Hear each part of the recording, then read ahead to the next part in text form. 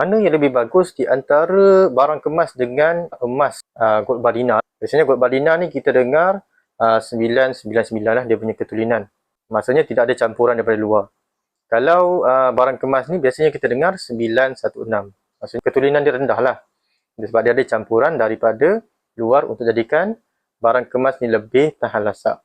Cuma kalau untuk simpanan jangka panjang, mana yang lebih berbaloi? Jadi yang lebih berbaloi adalah gold bar dan dinar. Sebab apa? Dari sudut ketulinan tinggi dan susuk nilai dia ataupun spread dia yang sangat rendah lah. Kalau di public gold 6 ke 9%. Jadi spread ni ikut kedai ya.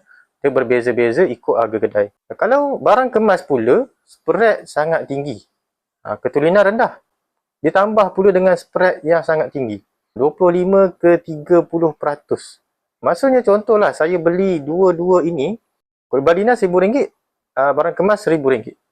Okey, kalaulah spread untuk barang kemas 30%, bermaksud saya akan dapat RM700. Kalau saya jual barang kemas tu pada hari yang samalah saya beli tu. Berbeza dengan gold bar dinar.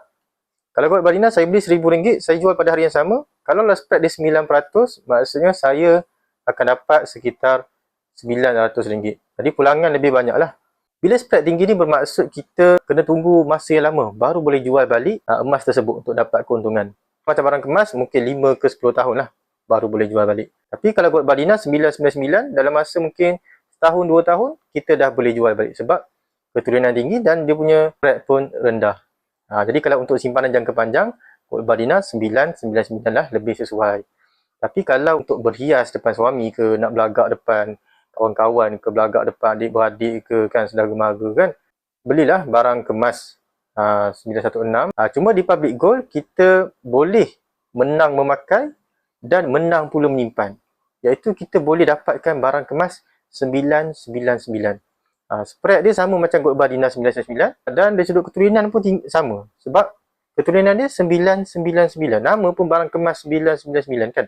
Cuma dari sudut kos pembuatan lebih mahal sikit lah berbanding gold bar dinar 999. Kita boleh menabung emas 999 serendah RM100 ataupun 1 gram lah. Lepas tu kalau dah cukup gram, kita boleh fizikalkan emas itu. Ada nak fizikalkan dalam bentuk gold bar dinar 999 ataupun nak fizikalkan dalam bentuk barang kemas 999.